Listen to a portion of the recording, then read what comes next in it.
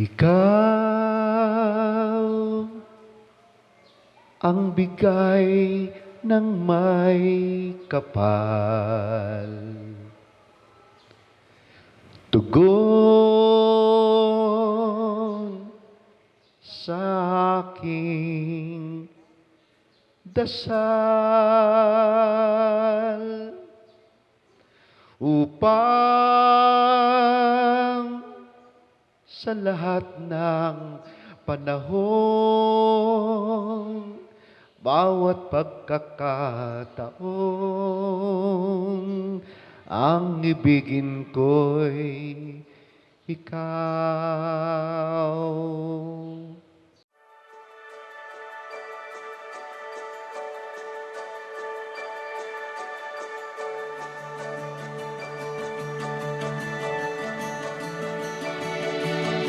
Paul, ito na yung araw na pinakahihintay natin. Kailan lang, parang lagi natin napapagkwentuhan kung aabot ba talaga tayo sa point na to kasi hindi na natin alam kung matatagpuan natin yung the one. Sana maging masaya ka sa ating papasuking buhay pag-aasawa. Hayaan mo at pagbubutihin ko pa pagsisipagan. Mas magiging masipag pa ako para sa iyo, sa atin, at sa bubuhay nating pamilya. Hayaan mo magkalayo man tayo, pansamantala lang yan. Para din naman sa atin yan. Excited na ako na makita ka, hindi na bilang boyfriend, kundi bilang mapapangasawa ko at makakasama ko habang buhay. So yun, see you.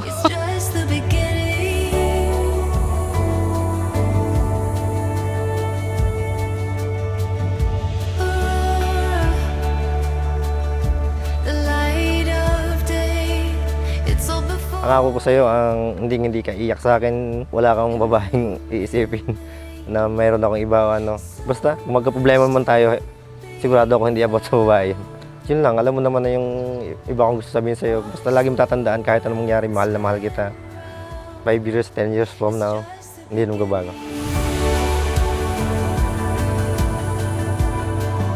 It's just the beginning.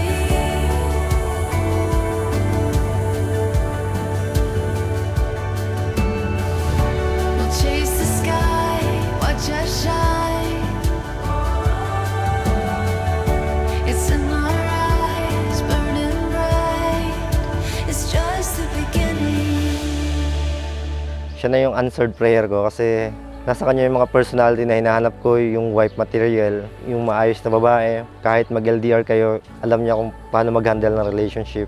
Yun, kaya alam kong siya na. Kasi bihira yung babaeng ganun. Will din ni Lord na magkakilala talaga tayo.